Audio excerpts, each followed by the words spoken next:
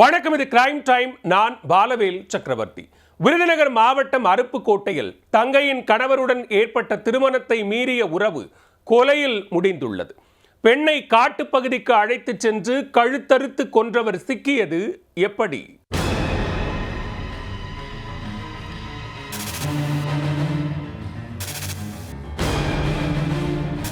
விருதுநகர் மாவட்டம் அருப்புக்கோட்டை அருகே உள்ள திருவிருந்தாள்புரம் பகுதியைச் சேர்ந்தவர்கள் பீமராஜ், நாகலட்சுமி தம்பதி. இவர்களுக்கு 2.5 வயதில் ஒரு ஆண் குழந்தை உள்ளது.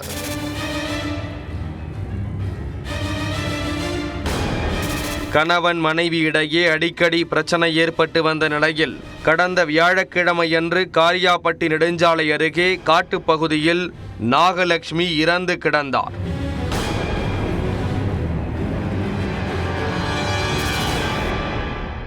நாகலட்சுமி கழுத்து அறுக்கப்பட்டு கொடூரமாக கொலை செய்யப்பட்டு கிடந்ததை பார்த்து அனைவரும் அதிர்ச்சி அடைந்தனர். போலீசார் நடத்திய விசாரணையில் நாகலட்சுமியின் தங்கை கணவர் ராஜபாண்டி என்பவருடன் பைக்கில் நாகலட்சுமி கடைசியாக சென்றது தெரிய வந்தது.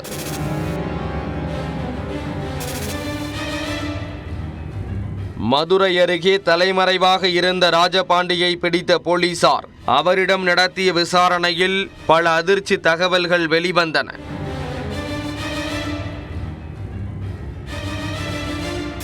பீமராஜ், நாகலட்சுமி தம்பதிக்கிடையே அடிக்கடி தகராறு ஏற்பட்ட நிலையில் நாகலட்சுமியின் சித்தி மகளான கஸ்தூரியின் கணவர் ராஜபாண்டியுடன் நாகலட்சுமிக்கு தொடர்பு ஏற்பட்டுள்ளது. இருவரும் அடிக்கடி தனிமையில் சந்தித்துக் கொள்ள வெளியூர்களுக்கும் ஒன்றாக சென்று வந்துள்ளனர். மனைவியின் கள்ளக்காதல் விவகாரம் பீமராஜுக்கு தெரியவர அவர் நாகலட்சுமியை கண்டித்திருக்கிறார். இதற்கிடையே திருமணம் செய்து கொண்டு தனியாக சென்று விடலாம் என்று ராஜபாண்டி வற்புறுத்த அதற்கு எதிர்ப்பு தெரிவித்துள்ளார் நாகலட்சுமி. தனது 2.5 வயது குழந்தையின் எதிர்காலத்தை நினைத்த நாகலட்சுமி ராஜபாண்டியுடனான தொடர்பை துண்டித்து அவருடன் பேசுவதையும் தவிர்த்து வந்துள்ளார். இதில் ஆத்திரமடைந்த ராஜபாண்டி நாகலட்சுமியை கொலை செய்ய சரியான நேரத்திற்காக காத்திருந்துள்ளார். தன்னை தனியாக சந்திக்க வரவில்லை என்றால் இருவரும் சேர்ந்து எடுத்துக்கொண்ட புகைப்படங்களை உறவினர்களுக்கு அனுப்பிவிடுவேன் என்று ராஜபாண்டி மிரட்டியதாக கூறப்படுகிறது.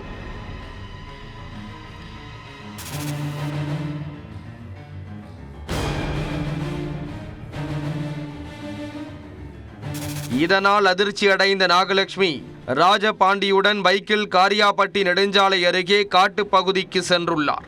அங்கு வைத்து இருவருக்கும் இடையே வாக்குவாதம் ஏற்பட்டுள்ளது.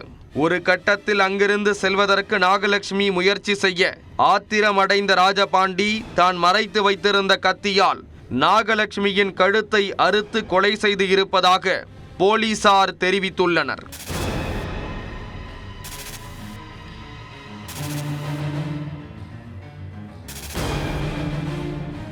ராஜபாண்டியை கைது செய்த போலீசார் அவரை கொலை சம்பவம் நடந்த இடத்திற்கு அழைத்துச் சென்று தீவிர விசாரணை நடத்தி சிறையில் அடைத்தனர்.